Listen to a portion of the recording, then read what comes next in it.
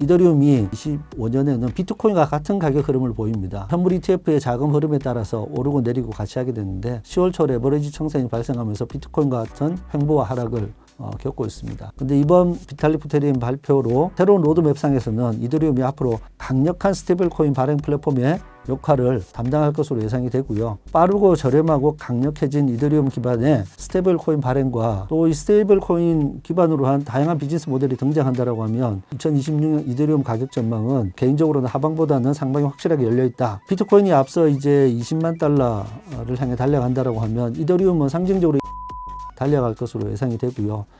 잃지 않는 코인 투자 차트에 답이 있습니다. 매달 격주 수요일에 진행되는 무료 특강 아래 링크를 통해 신청하세요. 이더리움도 비트코인과 마찬가지로 급락하는 모습을 보이며 긍정적인 미래를 그리던 투자자들에게 큰 실망감을 주고 있는데요. 소장님께서는 이더리움의 최근 흐름을 어떻게 보고 계신가요? 네, 이제 이더리움 투자 관련된 얘기가 좀 나왔으니까 조금 이더리움 전반적으로 한번 살펴보고 가겠습니다. 비트코인에 비해서 이더리움은 크립토 커뮤니티에서 주목하는 거하고 투자 커뮤니티에서 얘기하는 것에 좀 갭이 있는 그런 자산이라고 좀 보시면 되고요. 최근 5년 사이 이더리움과 관련해서 떠오르는 중요한 내러티브를 좀 살펴보면 2024년 7월에 이더리움 현물 ETF가 출시됐다. 라는 부분하고 작년 7월에 지니어스 법안이 하원 통과되는 일명 스테이블 코인법이 통과됐다.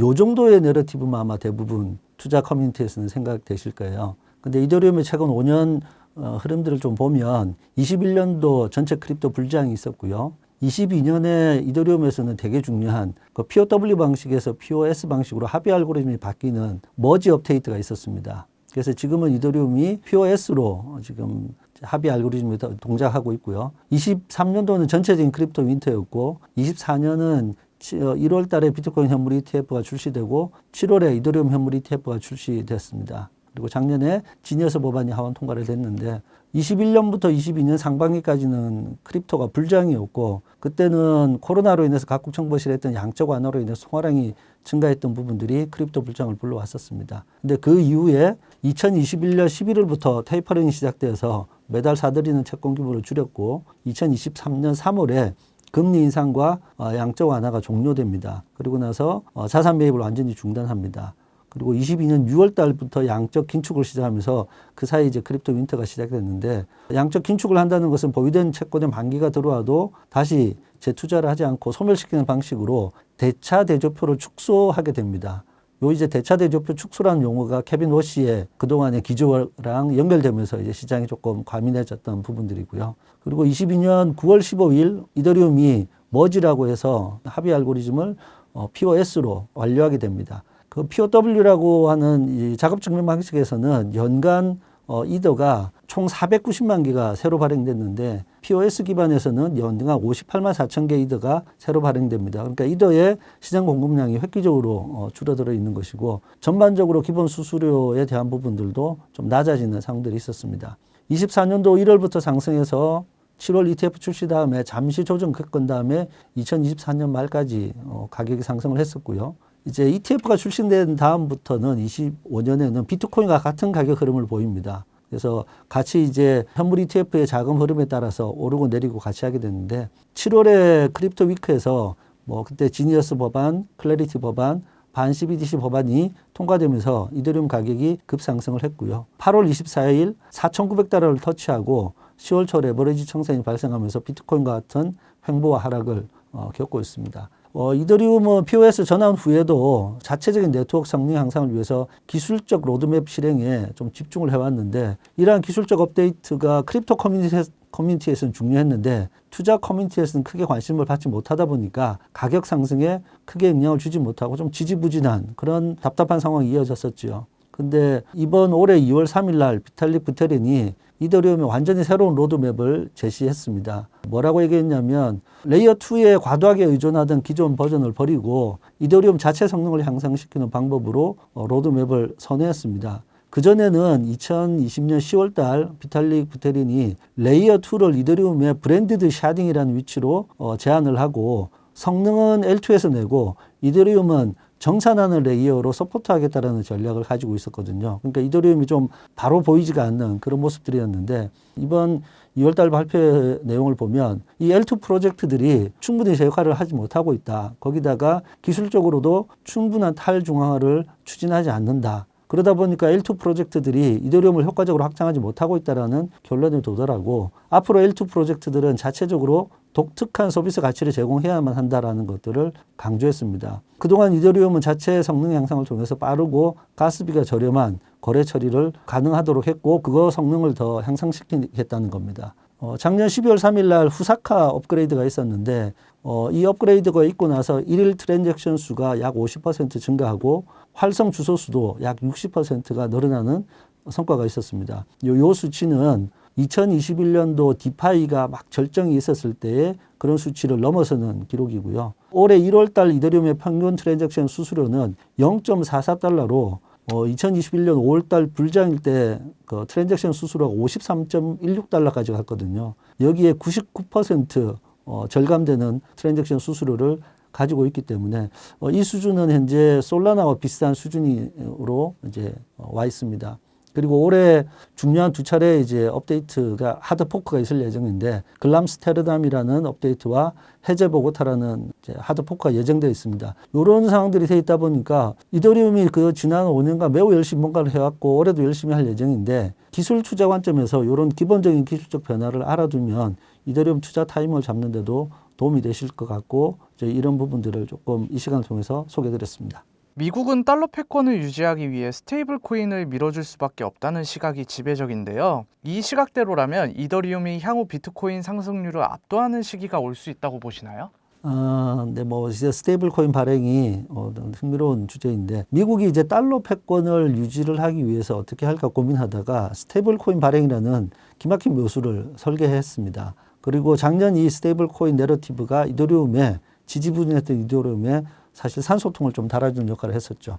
그리고 작년 이전까지 이더리움의 역할은 앞서 얘기드린 것처럼 L2 네트워크를 지원하는 좀 소극적인 정산 플랫폼의 역할에 그치는 것 아닌가 이런 느낌이 있었습니다. 근데 이번 비탈릭 부테린 발표로 새로운 로드맵상에서는 이더리움이 앞으로 강력한 스테이블 코인 발행 플랫폼의 역할을 담당할 것으로 예상이 되고요. 이번 로드맵 변화는 그 이더리움의 뭐 처리 속도라든지 트랜잭션 수수료에 대한 부분을 대안으로 등장했던 솔라나에게는 좀 큰 타격이 될 수 있고요. 그동안 뭐 최근 1, 2년 동안 솔라나가 밈코인 발행 네트워크라는 또 오명도 좀 있고 속도와 수수료 관점에서 이더리움에 비해 차별화된 경쟁을 가지기 어려운 상황이 됐다는 부분들을 좀 짚고 넘어갈 수 있겠고요. 빠르고 저렴하고 강력해진 이더리움 기반의 스테이블 코인 발행과 또 이 스테이블 코인 기반으로 한 다양한 비즈니스 모델이 등장한다라고 하면 이더리움의 새로운 가격대로 진입할 수 있을 것 같습니다. 다만 이제 비트코인 상승률을 압도할 것이냐에 대한 부분들은 이제 두 코인의 구조가 근본적으로 좀 다르기 때문에 압도하는 상승률이라는 표현이 좀 애매하긴 하지만 변동폭은 이더리움이 더 크기 때문에 상승할 때 상승률은 이더리움이 더 크고 일반적으로 더 큰 비율로 오르고 더 큰 비율로 빠지는 부분들이 있죠. 그래서 상승률로만 보면 이더리움이 좀 강점이 있겠지만 이 부분뿐만 아니라 이더리움의 경쟁력에 대한 부분들은 비트코인의 시가총액 대비 이더리움의 시가총액을 비교해서 이더리움이 어느 정도의 시가총액을 실제적으로 크립토에서 담당할 수 있을 것인가 이런 부분들을 지켜보는 것도 이더리움의 장기 투자에는 더 의미 있는 지표가 될 것 같습니다.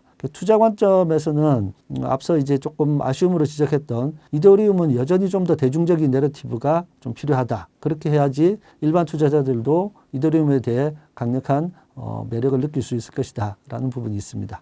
이더리움 가격이 하락함에도 블랙록 같은 월가의 거물들은 이더리움에 대해 긍정적인 전망을 내놓고 있는데요. 이러한 이유는 무엇이며 소장님께서는 이더리움을 어떻게 평가하고 계신가요? 네, 이제 RWA라는 키워드가 작년부터 시작은 뭐 좀 그 재작년까지도 볼 수 있겠지만 올해 조금 주목해야 될 키워드이긴 합니다. 실물 연계 자산이라고 하는데 실물 자산의 가치를 반영한 증권을 원하는 만큼 조각으로 쪼개고 또 프로그래밍에 따라서 거래되도록 지원하는 디지털 혁신 금융 서비스입니다. 2025년 11월 28일 글로벌 RWA 분석업체 RWA XYZ에 따르면 전 세계 온체인 RWA 규모는 360억 달러, 약 50조 원 수준입니다. 근데 스테이블 코인 시장 규모가 약 3천억 달러로 420조 원 규모거든요.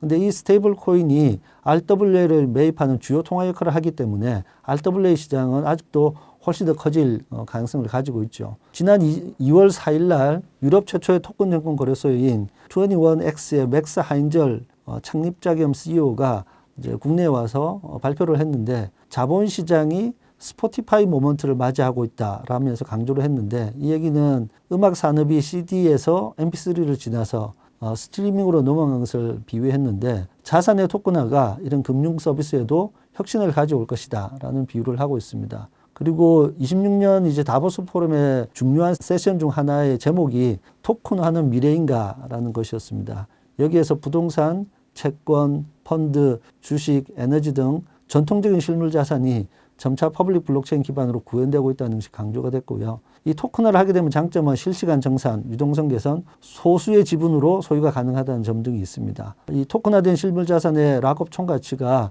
약 220억 달러 규모라고 이제 얘기를 했고요. 그 중에 약 65%가 이더리움 기반에서 구현됐다는 겁니다. 그러다 보니까 RWA 시장이 중요하고 RWA 시장이 커진다라고 하면 결국 이더리움이 중요한 역할을 담당한다라는 부분이죠.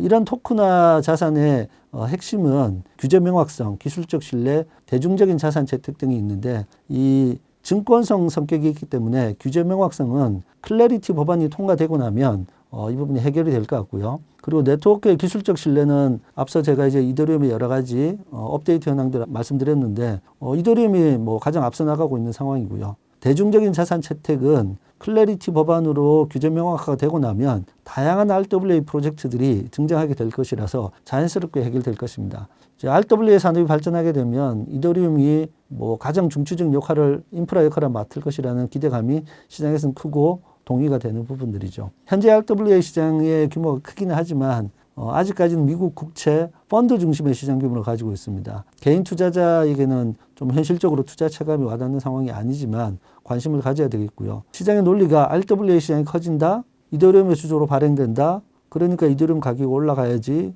이 논리는 아직 힘이 좀 약하고요. RWA 시장의 규모가 커지고 나면 그 RWA 상품이 다양해지면서 결국 이더리움의 트랜잭션이 증가하는 그런 온체인 데이터의 결과와 연결이 돼야 합니다. 이제 발행 자체는 되었는데 트랜잭션 자체가 발생되지 않으면 사실은 이제 사업적인 성과가 없는 거거든요. 수익적인 부분에서도. 그래서 이런 트랜잭션에 대한 증가라는 온체인 데이터 결과가 연결되고 나면 이러한 내러티브가 신규 유동성을 끌어올 것이고 그렇게 되면 이더리움 가격에 반영될 것으로 보입니다. 그 외에 이제 조금 우리가 접근하기 좋은 쪽에서는 보면 금 가격이 올라가고 있기 때문에 금을 토큰화한 코인으로는 테더 골드나 팍소스 골드가 있습니다. 그러니까 금에 투자하고 싶은 사람 중에서 크립토를 가지고 투자하고 싶다라고 하면 이 코인들을 사면 되는 거죠. 테더 골드는 국내 거래소에도 거래 가능하니까 뭐 살펴보실 수 있을 것 같습니다. 그렇다면 소장님께서는 이더리움 향후 가격 전망을 어떻게 보고 계신가요? 지금까지 살펴본 것처럼 뭐 2026년 이더리움 가격 전망은 뭐 개인적으로는 하방보다는 상방이 확실하게 열려 있다라고 생각이 되고요. 상승 추세에 대한 부분들은 단계별로 좀 저항선을 돌파해야 되는데 4천 돌파 후에 전고점이었던 거의 5천까지 돌파를 언제 어떻게 하느냐가 지금 중요한데 비트코인이 앞서 이제 20만 달러를 향해 달려간다라고 하면 이더리움은 상징적으로 1만 달러를 향해 달려갈 것으로 예상이 되고요. 현재 2,100달러까지 빠진 상황이라서 단기적으로는 조금 상승 모멘텀, 추세 전환이 좀 필요한 상황입니다. 하방으로 가는 부분들은 구조적인 문제가 아니라 이런 외부적인 단기 이벤트에 따른 변동성의 문제로 생각하고 있기 때문에 그렇더라고 지금이야 하고 들어가는 부분들은 확실하게 반등하는 그 모멘텀을 찾아서 추가 매수를 하시면 뭐 지금은 이더리움 같은 경우는 추가 매수에 좋은 기회라고 생각합니다.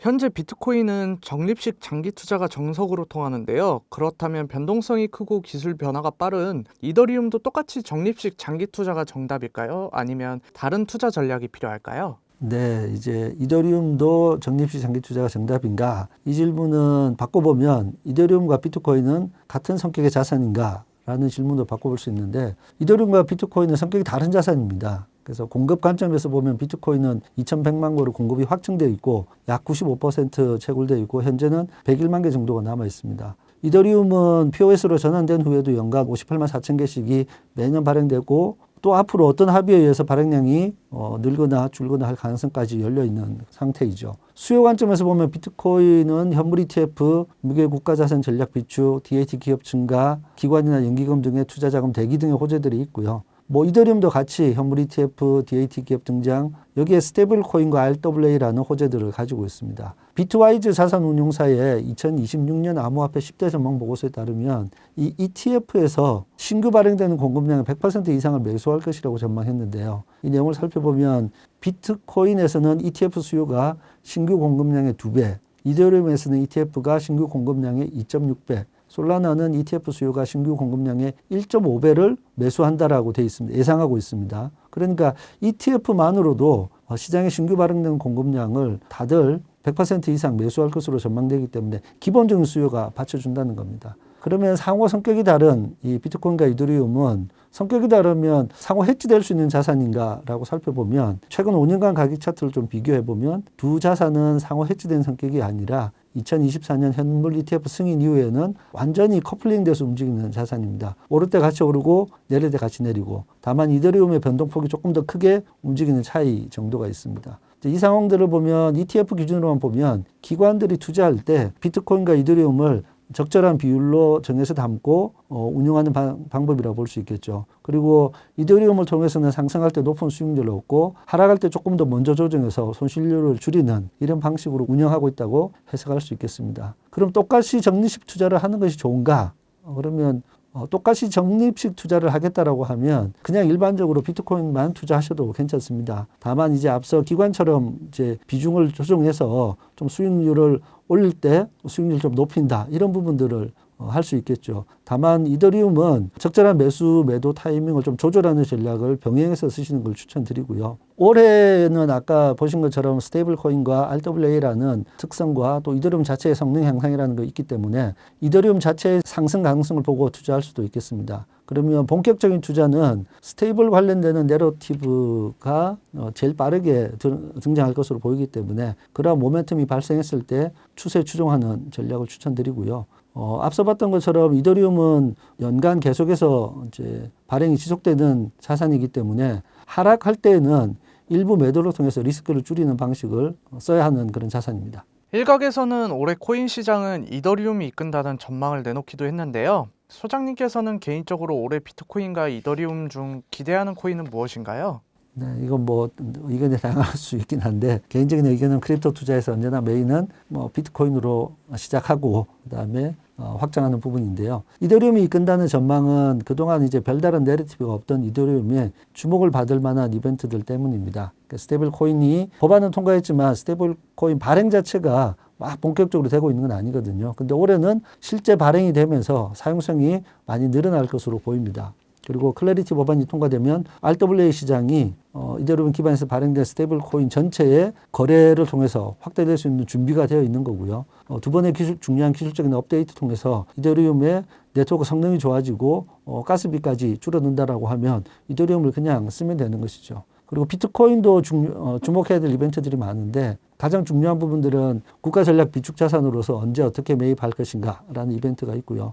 이와 관련해서는 미국의 20개 이상의 주가 암호화폐 투자를 촉진하기 위한 법안을 추진하고 있다는 부분들도 있고요. 작년 2월에 아부다비 무바달라 국부펀드가 비트코인 현물 ETF에 4억 3,600만 달러를 투자했던 상황이 있고 작년 10월에는 룩셈부르크 국부펀드가 비트코인 현물 ETF에 1%를 투자 포트폴리오로 투자를 했습니다. 여기에 하버드 대학, 브라운 대학, 에모리 대학 등 대학의 기금들도 비트코인을 담고 있기 때문에 비트코인에 대한 부분들은 수요에 대한 부분들은 계속해서 대기가 되어 있는 상태고요. 전반적인 추세만 바뀌면 되는 부분들이기 때문에 아마 비트코인과 이더리움을 어느 정도 비중 조정만 하면 되지 않을까라는 생각입니다. 소장님의 포트폴리오 전략이 궁금한데요. 만약 현금 1억이 있다면 소장님께서는 어떻게 포트폴리오를 구성하실지 한 말씀 부탁드립니다. 이 부분은 전제가 사실 좀 있었으면 좋긴 한데 1억을 이제 크립토에 투자한다라고 하면 사실 이제 1억을 크립토에 투자하는 분은 다른 자산에도 충분히 투자를 하고 있으면 좋겠는데 요 1억만 가지고 얘기해 보면 제가 이제 가지고 있는 구성은 비트코인과 이더리움은 7대3 정도 비중으로 구성하고 있습니다. 그리고 여기에 추가적으로 뭐 7대 3에 뭐 6.5, 뭐 2.5 이렇게 하긴 좀 그래서 그러는데 아주 일부는 앞서 얘기했던 다른 코인들 중에서 제가 관심을 좀 가지는 거는 프라이버시 코인 같은데 정찰병으로 좀 배분을 할 수 있겠다라는 부분이고요. 1억이 있다라고 하면 그걸 7대 3 비중으로 한 번에 투자하지는 않고요. 이 매수에 대한 것도 좀 타이밍을 나눠서 해야 되는데 뭐 제가 추천하는 방법은 2천만 원씩 5번 정도 나누어서 들어갈 걸 만들어 놓고 중간에 하락 구간이 발생한다라고 하면 이더리움은 적절하게 매도도 하면서 투자하는 것이 필요하고요. 크립토 투자에도 전체적으로 투자하시는 분이 뭐 신규 투자자나 최근 투자자나 장기 투자자로 좀 나눠볼 수 있고 또 각 개인의 투자 성향에 따라서 뭐 공격적 성향이냐 중립적 성향이냐 보수적 성향이라 좀 나눌 수 있는데 뭐 저는 이제 좀 오랫동안 투자를 해왔고 뭐 성향적으로는 이제 중립적 성향의 이제 투자자인데 여기에 따라 투자 포트폴리오도 좀 뭐 조정할 수 있겠죠. 그래서 이렇게 보시고 투자를 하시면서 자기 성향도 조금 좀 확인해 보시면서 그렇게 투자하면 될 것 같습니다. 지금까지의 수익률을 보고 내가 투자를 잘하고 있는 것이 맞나와 같은 고민을 하는 투자자들이 많을 것 같은데요. 이러한 투자자들에게 어떤 마인드셋을 가져야 할지 조언 한 말씀 부탁드립니다. 네, 일단 크립토 투자를 시작하고 계셨다는 것 자체에 응원을 드리고 격려하고 지지합니다. 주변에 살펴보면 사실 아직도 크립토 투자하지 않는 분들이 있으시거든요. 사실 미국에서는 국가에서도 전략자산을 비축하겠다는 얘기도 있고 주요 기관들이나 금융권에서 전통 금융기관에서도 다 크립토 투자를 하고 있단 말이죠. 근데 우리는 조금 이 투자하시는 분하고 투자하시지 않는 분의 좀 갭이 큰데 일단 투자를 하고 있다는 것 자체가 응원하고 격려하고 지지합니다. 그래서 앞으로 크립토 시장은 더 커졌으면 커졌지 작아지지 않습니다. 그래서 미래 크립토 투자하고 있는 이 여정에서 경험들을 계속 크립토 투자를 조금 더 잘할 수 있는 부분으로 발전시켜 나가면 되는데 단기적인 현재 투자 수익률만 가지고 자기의 투자 역량을 평가하면서 위축되거나 감정적인 의사결정을 내리지 않으셨으면 좋겠고요. 크립토 투자가 주식 투자하고 조금 성격이 다르다 보니까 좀 까다로운 점이 있어서 힘들 수도 있는데 현재 자산을 유지하려고 우리가 가지고 있는 자산을 그냥 유지만 해서는 안 되고 어쨌든 인플레이션을 해지할 수 있는 투자를 해야 되는 상황이니까 하지 않고 있는 분들은 조금 투자를 하시면 좋겠고요. 이제 위축되어 있는 분들은 어차피 여러 가지 상황들이 올 것이기 때문에 제가 이제 항상 뭐 강조드리는 얘기는 투자는 예측이 아니라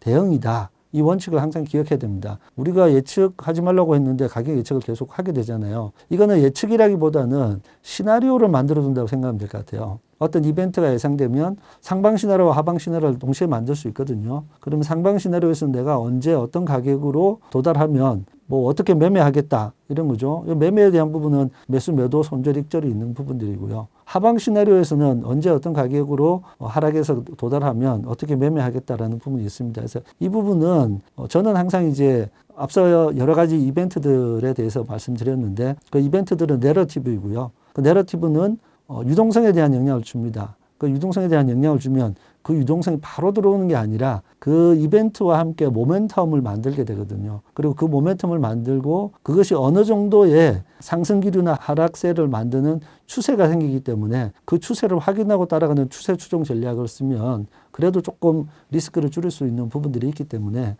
주변에 보면 지나치게 강한 확신을 가지고 있으신 분들이 있고 그분들이 결국 레버리지로 넘어가면서 좀 많은 문제들이 생기고 작년 4분기에 그 레버리지들 청산들이 꽤 많았던 부분들은 시장의 전반적인 분위기는 너무 상승 분위기로 하고 있는데 외부의 특별한 변수들, 특히 뭐 트럼프 대통령의 돌발적인 발언이나 돌발적인 의사결정들을 통해서 시장이 막 무너지고 요동치는 상황들이 생겼는데 이제 이 부분에서 우리가 가격을 예측할 수 있는 사람들은 아무도 없습니다. 다만 대응 시나리오를 가지고 있으면서 그 상황들에 따라서 자기 투자 전략을 믿고 계속 실행하는 것이 중요하고요. 대응 시나리오를 만드시고 실행하는 투자 루틴을 만드시는 거죠. 그리고 그것을 통해서 결과를 보시면서 좀 조정을 하시는 그렇게 되면 각 개인의 투자 역량들, 특히 크립토에 대한 투자 역량들도 많이 향상되시지 않을까 그렇게 생각합니다.